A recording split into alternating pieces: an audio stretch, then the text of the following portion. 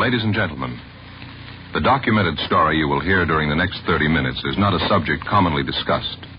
It is a criminal problem that is not yet nationwide, but it's a problem which is growing rapidly. We present it now so that you may recognize it for what it is if and when it invades your city.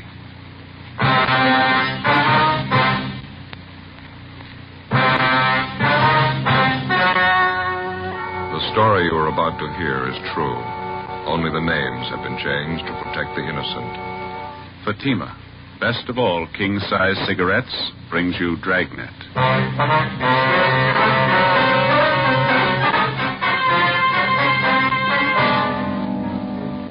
You're a detective sergeant. You're assigned to bunco detail.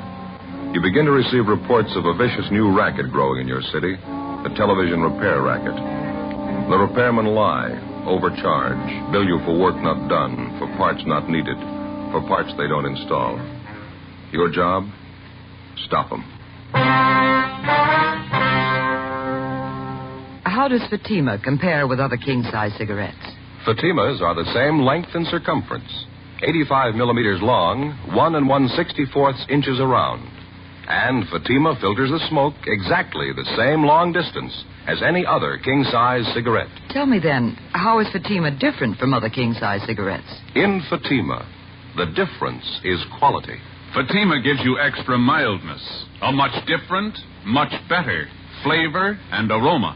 Remember, Fatima has all the advantages of extra length, plus Fatima quality, which no other king-size cigarette has. So insist on the best. Smoke king-size Fatima.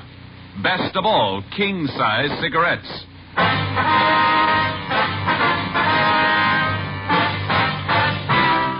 Dragnet, the documented drama of an actual crime.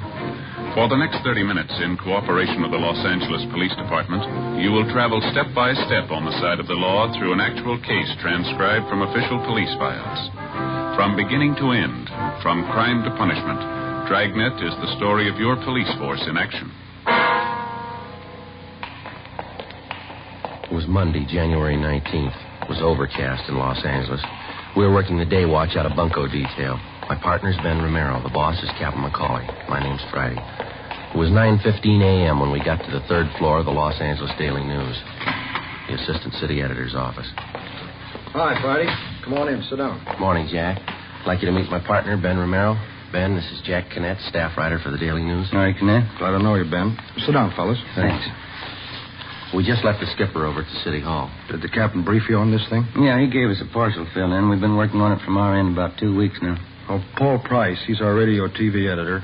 Paul and I had a long session with Captain McCauley yesterday, and I guess now we're all ready to move on this thing, huh? We'll do everything we can. Would you like to fill Ben in on what you told me yesterday on the phone? Yeah, well, Price was the one who began getting the first complaints here at the paper. A tremendous number of his readers wrote in complaints about being victimized by crooked television repairmen. About being charged too much for repair? Partly, yeah. Some of the people even sent in receipts with their letters. Said they felt the guys who fixed their sets were dreaming up unnecessary repairs, charging them for work not done. Some said they knew they were billed for parts not even replaced or installed in their sets. Ben, Jack told me yesterday about a letter he got from some man who said he felt he'd been overcharged and he just started to bellyache about it. Yeah, a fellow by the name of Vincent. Said he just put up an old-fashioned squawk about it, and the repairman brought the price down at least 1/3. That doesn't sound very good, does it? We kind of figured operators like that must have too many repair sets on hand that their customers can't afford to bail out. That's why they cut. Sounds like a clear case of a two-bit gyp, doesn't it? Well, something's got to be done about it. We're ready to give it big play in our paper, expose the fraud for what it really is. Captain McCauley says Chief Parker's okayed our plan, and we can count on full police cooperation. That's the way we got it, Jack. We were told to work with you people till we broke this thing. Fine. We dug up a little ammunition to start with, I think. Went around and interviewed about 15 different television repairmen in various neighborhoods, and about 3 out of 5 gave me the same pitch. Well, did they know you were with the newspaper? No, I told them I was a factory representative for a new kind of rosin core solder company, and I was taking orders. Yeah. Naturally, I dropped in the different stores, shot the breeze with them, and they didn't seem to get wise. A couple of them even placed orders for the SAR. Well, what'd you find out? Well, I just wanted to try and get the general attitude of some of these gyp artists, and I really got an earful. One of the last places I hit was a tiny little hole in the wall out near Canoga Park. Uh-huh. As I say, about 2 out of 5 are honest, hard-working repairmen, and this fellow was one of them. Well, what are you getting at, Jack? For a while, this fellow worked for a guy that employed about 5 men in his shop. Yeah. Finally quit him because he didn't like the way this big operator did business. Fellow's in the next office. I want you to hear it from him just as I got it. Excuse me. Yeah, okay. Hank, will you come in, please? Sure, Mr. Knight. This is Hank Coulter, Sergeant Friday, Sergeant Ben Romero, Police Department. All right. Hank, I wonder if you'd tell these officers a little of what you told me about Kilgore TV specialists. All right. Now, suppose I'm a customer and I come into Kilgore's. I don't like the size of my repair bill. What were you instructed to say? Well, we generally tried to talk him out of any complaint. Suppose I complained about all the multiple charges. I wanted an explanation of the work you did. What then? We just tell you that it wouldn't do any good to explain. You wouldn't understand all the technical stuff anyway. Mm-hmm. Tell us Kilgore's attitude with the customer. You mean about the loose wire stuff? Yeah, please. Well, Kilgore used to tell us that if we only charged 50 cents for fixing a loose wire, the customer wouldn't believe we really fixed his set, so we used to charge quite a lot more. Well, how much more, for example? For a nickel's worth of wire, we'd usually charge $4.75. Pretty fair profit. Yeah, it's a real rob. What else can you tell us, eh? Well, we'd never let a customer watch any of the TV repair job. Mm-hmm. For example, if a customer calls and says he thinks the tube's blown out and it'll only be a simple replacement job in his home, and we'd tell him the parts are getting hard to get, and we'd have to take his set into the shop and charge him a higher rate because we had to pay black market prices for the tube. Was there any truth in that? I mean, about the tubes being hard to get? Not much. Some of them are getting a little hard to get, but we never paid any black market prices at Kilgore's. We just slugged the customer, that's all. Tell them about how you used to swap parts on a new set, Hank. Well, we'd lots of times pirate a new tube for one not so good. One not so good we'd put in a set with a bad tube. Yeah. Then the bad tube we'd exchange at the factory under a 1-year guarantee. Yeah, they don't miss an angle, do they? Well, that's it. You've heard it from a man who couldn't stomach such practice and quit, went into business, a little bit of a shop. Isn't doing too well, are you, Hank? No, but I think I can build up the business. I don't make quite as much profit as Kilgore's, but I don't chisel my customers either. Thanks a lot, Hank. I wonder if you'd wait in the next office for me? Sure. Hope I've helped a little bit to crack down on some of these guys. Well, we think you have, Hank. Thanks a lot. Nice to meet you. Right, see you later. See you later. Seems like a nice fellow. Hey, he is. I've checked on him, and I've talked with some of his customers since I met him. He's honest. It's a pretty vicious racket, isn't it? Yeah. It ought to be stopped now. Television's a wonderful medium of entertainment. A lot of the country doesn't have it yet, but when the cable goes through and it finally opens up, the people should know about the swindlers and crooks who'll try to gyp them. Yeah, that's right. It's the same way when radio first came in. Always seems like when anything new comes along, anything a little complicated, maybe a little too involved for the average guy, a few smart punks victimize him. Rob the consumer blind. Well, naturally, we got to have some positive evidence before we can file a complaint with the city attorney on this thing. Yeah, you fellas, any ideas where to start? Well, the best way to crack down on these crooked operators is to catch them red-handed with evidence that'll hold up in court. Yeah. We think maybe we've got an idea. Well, we were talking to Dick Saunders over in our sound lab, and he says that he can bungle a new TV set, and we can mark it and photograph it before it goes out to be repaired. And when it's returned or after it's fixed, we'll have what we need to go to court on, huh? Yeah, that's it. We can operate right out of one of our own homes. And all we have to do is hope the repairman overcharges us or tries to gyp us. Yeah, that's right. Let's hope it works. Well, from what we've heard, it's got to. 10 a.m. The staff writer, Jack Kinnett, Ben and I drove back downtown. On the way, it was decided that we'd use Kinnett's home as the place from which to operate. It was centrally located and in an average neighborhood. When we got back to our office, we contacted one of the local television dealers and asked for the loan of one of their sets. They recommended K. Halbert because the chassis is easily accessible and any trouble could be located quickly because parts are visible. A 16-inch K. Halbert console model was sent to our sound lab. 10:18 a.m., we met with Dick Saunders, our police lab technician. Here's the set. 16-inch console model, serial number C2817901. What have you done to it, Dick? Well, first off, I tested the set and it performed perfectly. It's a good set. Brings in a fine picture, see? 20. Test pattern's fine, huh? Yeah, it's good. Tested all the tubes, all okay. How are you marking the set?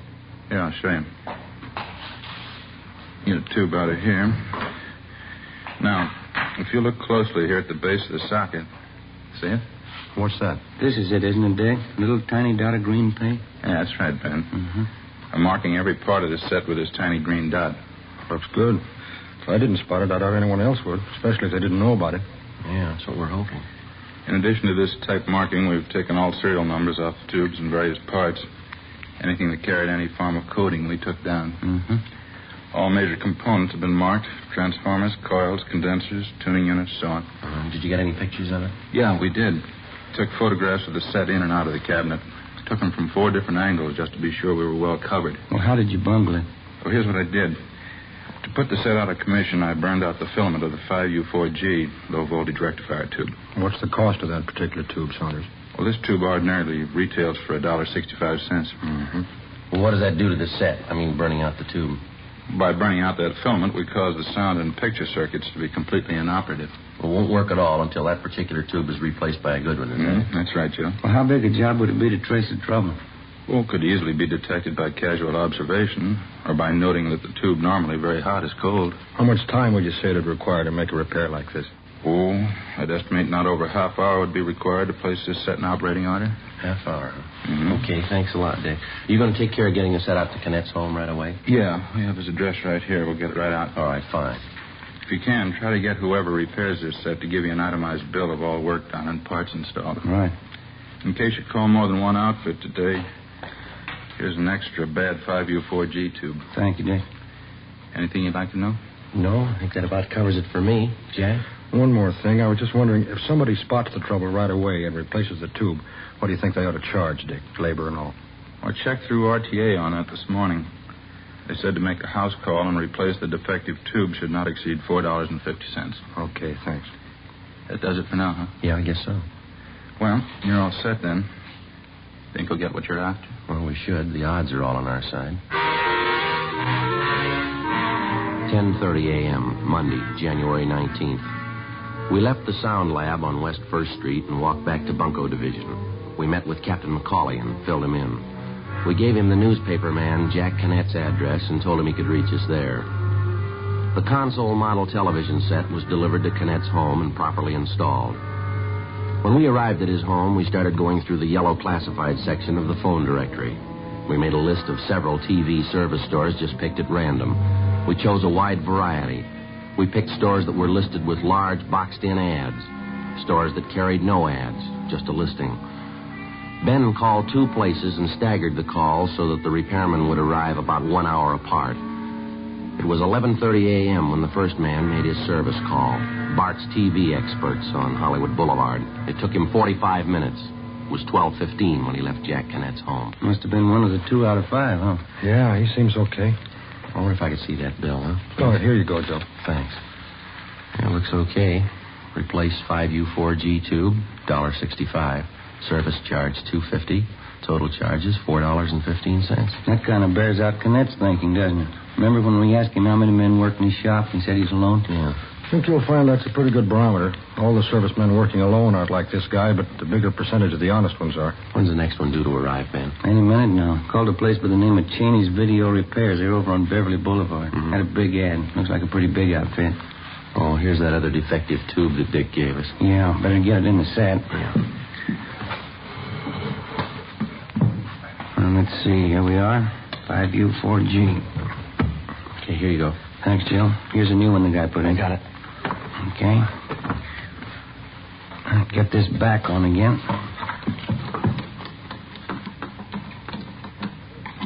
Okay? Yeah, fine. Better turn it on to make sure it's not working. I got it. How about the tube, Ben? Can you see? Is it lighting up? No, not yet. I'll push the set back against the wall. We better leave it on for a while, Jack, just to make sure, huh? Yeah.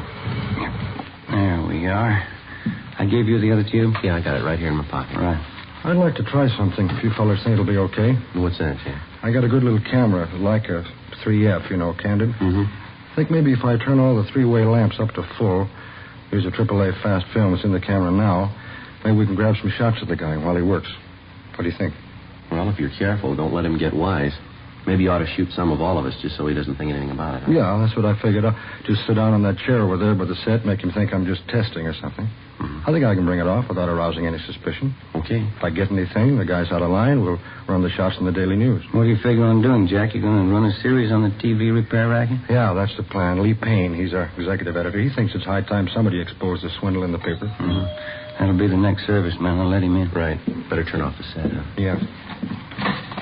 Television repair? That's right. I'm from Cheney's on Beverly Boulevard. Oh, yeah. Come on in. Thanks.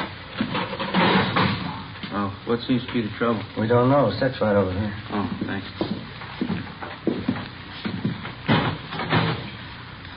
Kay Halbert, huh? 16-inch, nice set. Oh, what seems to be wrong? Darn if I know, son. Nothing seems to work. Well, how do you mean? No picture at all. How about the sound? Nothing. Uh-huh. It'll be all right to pull the set away from the wall? Sure, go right ahead. Can I give you a hand? Oh, no, it's all right. I can handle it. Well, I got some tools out.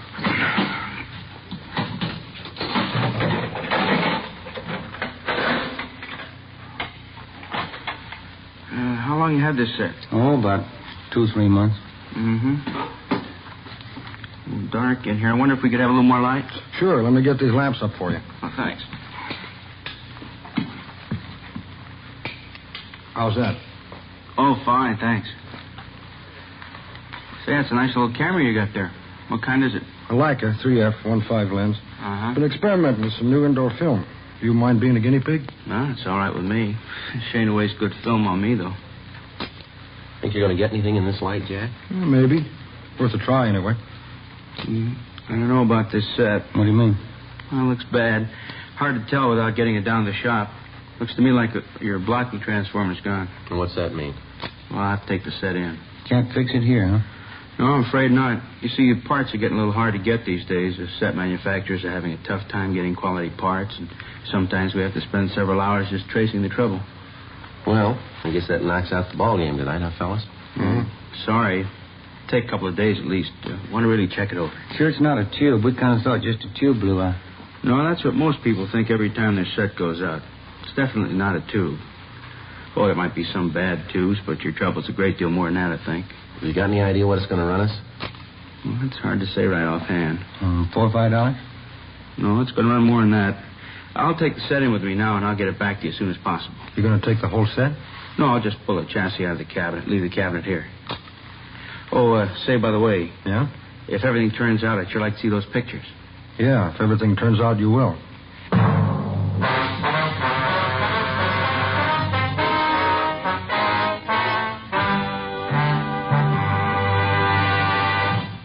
You are listening to Dragnet, authentic cases from official police files. Now, let's look at our Fatima files. Listed under B, Bella. James Warner Bella, distinguished author. He says, A man who smokes as much as I do wants a cigarette that's extra mild.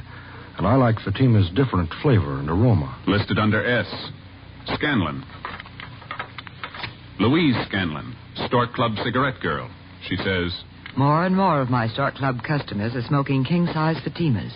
They're elegant, distinctive, and really extra mild. friends, our files show Fatima sales are going up. Up every day. The reason for Fatima's ever-increasing popularity can be summed up in 2 words. Fatima quality. Fatima gives you extra mildness, a much different, much better flavor and aroma. If you smoke a king-size cigarette, remember this. Fatima has all the advantages of extra length, plus Fatima quality, which no other king-size cigarette has. In Fatima, the difference is quality. So insist on the best. Insist on king-size Fatima. Next time, buy Fatima in the distinctive gold and yellow package. Best of all, king-size cigarettes.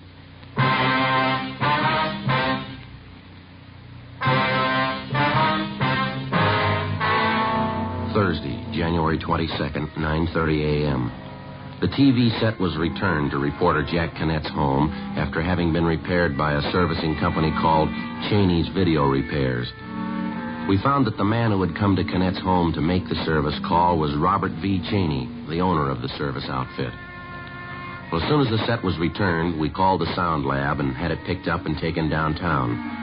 Sergeant Marshall Zeno, who was working with us out of bunco detail, called and said that Dick Saunders had finished his investigation and wanted to see us right away. 10:30 a.m., we went down to West 1st Street, the police sound lab. Saunders went over his findings with us. Here are the photographs before and after. Mm-hmm. Before we go over these, let me show you what we found out about your repair job. Okay. Over here. Here's that receipt Cheney gave you when he returned the set. Yeah. Here's what the repair bill states. Replaced vertical blocking transformer, replaced 5U4G tube, 6AU6 tube, and 12AU7 tube. And the charge was $32.50. Plus 98 cents tax, or a total of $33.48. Well, how does that break down, Dick? It appears that the 98 cents tax was for $28 worth of material used in the repair. Mm-hmm. Did they really put in all that stuff? You got yourself a prize package in that outfit. All they did was to replace the 5U4G tube. That's all they did, huh? Yeah. Here's the capper. The 5U4G is a war surplus tube, but it works okay. What else did you find? According to the photographs and coding system, no vertical blocking transformer, 6AU6 tube or 12AU7 tube were replaced. Let's get back to the photos here. Here, you can take these along for your package. Thanks, Dick. You can see in the set here. Yeah? Let me show you. See, this tube is the only part mentioned in the receipt or otherwise that doesn't carry our green paint coding system. Yeah. Let me turn the set around here. All right. Joe, try the channel selector here. What, this? Yeah, that's the tuning knob to bring in the stations. Channel selector, they call it. Turn it. Okay. Falls off pretty easy, doesn't it? It sure does. Here, Dick. Thanks. They left out the spring clip in here. It should have been put back in because that's what holds the knob secure to the shaft. I've had that happen on radio sets. Yeah, sometimes they're a little stubborn to put back in, but a good repairman would never leave it out. Yeah. Something else here. Trying to set around the back again. No, I'll get it, Dick. Oh, thanks, Ben. See here? See how loose the chassis is in the cabinet now? Yeah, it sure is. Wasn't that way when we got it from the K. Halbert dealer, any more than the channel selector was faulty. It was in perfect shape when we got it. Look at the size of that chassis. It's pretty heavy. Yeah, it is. Originally, there were 4 screws used to hold the chassis in the wood cabinet. Cheney's repair outfit only put 1 back in. 1 screw to hold that heavy chassis. It's a pretty sloppy job, all right. You know what they'd probably tell you if you asked them about this? It only requires 1 screw. Yeah, that's it. The bad repairman can always improve on factory standards, usually for his own convenience. Certainly doesn't improve the product. Well, looks like we got what we were after. Think we got enough, Joe? I do. Let's see what the city attorney thinks. We collected all the evidence in the case against Cheney's video repairs. We met with Captain McCauley and took it up to the 2nd floor of the city hall. We met with Assistant City Attorney Boyd Taylor and showed him our findings. He issued a warrant for the arrest of Robert W. Cheney, charging him with violation of Section 484 PC, 1 count. 11:30 a.m., Thursday, January 22nd. Ben and I drove out to make the arrest. Jack Canet went along with us. This is it. Cheney's video repairs. Yeah. Come on, Jack. There's Cheney behind the counter. Yeah. Hello there. Hi. How's the set working? All right. We did a good job on that one. Gave you a better break on the price than I thought we could. Yeah. Police officers, you're under arrest. Well, you're kidding. What for? Petty theft. Come on, let's go. Petty theft? Well, I don't understand. You're the fellows I fixed that set for up on Crescent Drive, aren't you? That's right. Your bill was a little high, wasn't it? Oh, now, wait a minute. If that's all that's bothering you, let's talk it over. Come on, let's go. Look, I can fix that up with you guys. Just tell me how much you want to pay and we'll work out something. That seems to be the way you worked our repair deal right from the start, doesn't it? Only you didn't consult us about it till now. Well, look, you know how it is in this business. If you don't charge some customers a little money, they don't think you did anything to their sets. You ought to try charging them for just the work you do. Can't we get together on this thing? Let's just forget the whole deal. You don't owe me anything. Now, here. Here, I'll refund all your money. We'll call it square. Never mind. Just leave the money in the cash register and get your coat. Can't prove anything anyway. We think we can. Just step around the counter this way. Look, mister, you're not a cop, are you? No, I'm not. Well, then tell him, isn't that a fair deal? I'll give you back your money. Afraid it's a little late for that, Cheney. If all this gets in the papers, I'll be ruined. You run out of business. That's the way we got it figured. How many men you have working here for you? 4. Why? This, right here. You ever read this? Well, what is it? Oh, the thing from the RTA. Here. Read Article 2, would you? 2? Yeah, that's right. I will conduct myself and my business in an honest and straightforward manner, meriting and inspiring the confidence of my customers. Yeah, I know about this. You're a member of the RTA, Radio Technicians Association, aren't you? Yeah, I am. Read Article 4, will you? I propose to charge a just and fair price for all professional services rendered. Now read this Article 7. I will engage only in fair and ethical practices recommended and approved by the Radio Technicians Association as being conducive to public confidence. Yeah, I've read all this before. It's too bad you didn't remember it.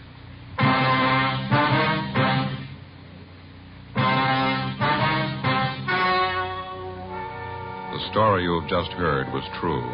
Only the names were changed to protect the innocent. On April 15th, trial was held in Superior Court, Department 82, City and County of Los Angeles, State of California. In a moment, the results of that trial. And now, here is our star, Jack Webb. Thank you. Friends, this week I'll be seeing you from page 8 of Life magazine, this week's Fatima ad. Right across the top it says, "In Fatima, the difference is quality."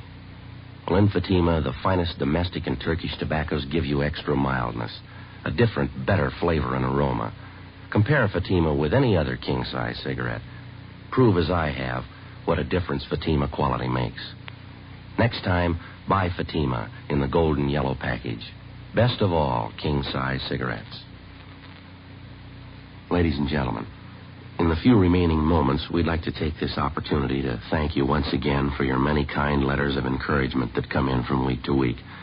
And also, we'd like to answer a few questions about our program which seem common to many of the letters that we receive from you. Many of you have inquired why, at the end of the program, in recounting the punishment of the criminal involved in the particular case, we generally refer to the sentence received as the term prescribed by law. Well, we use this reference for the following reason. In the state of California, the length of a convicted criminal's prison term is not set by the court, but by the state adult authority. Now, most of the time, a criminal is merely found guilty by the court and then sentenced to the state penitentiary. After he serves a year in prison, the convict has a hearing before this state adult authority, at which time his actual sentence is set. So you can see why we can't give you the actual sentence in many cases. Now, other questions common to many of your letters concern some of the authentic technical police terminology which comes up from time to time on Dragnet.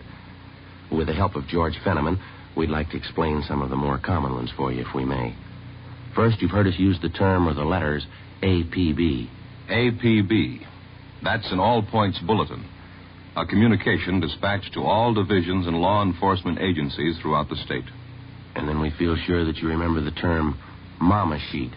A Mama Sheet is the master information form on a criminal in a police department file. It contains his complete description, his habits, relatives, acquaintances, everything about him known to the police. Well, thank you, George, and thank you, ladies and gentlemen, for your very fine letters. From time to time, if we may, we'll take this opportunity to explain a few more of our authentic police terminology. Thank you.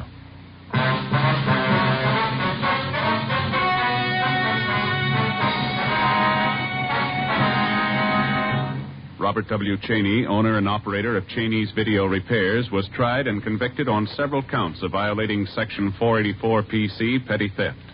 He was fined $200 and received a sentence as prescribed by law. Petty theft is punishable by imprisonment in the county jail for not more than 6 months. Ladies and gentlemen, Dragnet wishes to thank the Los Angeles Daily News and its feature writer, Jack Kinnett, for their valuable assistance in preparing this case for presentation. It is our combined belief and knowledge that not all television repair servicemen are dishonest and unscrupulous in their practices. A great percentage of these technicians are forthright and conduct their business in strict compliance with the code of ethics. It is these men who, when informed of the unfair conditions that exist in their trade, will drive the dishonest and crooked from their profession.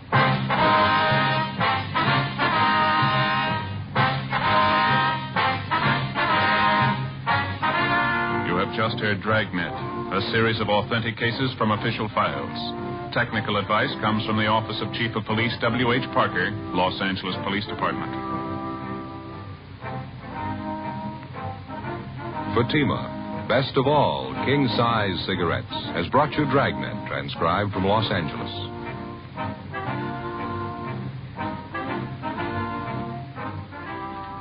It's the Silver Jubilee on NBC. For 25 years, NBC has been bringing you the very best in radio entertainment. Listen now to another exciting story on Counter Spy coming up on NBC.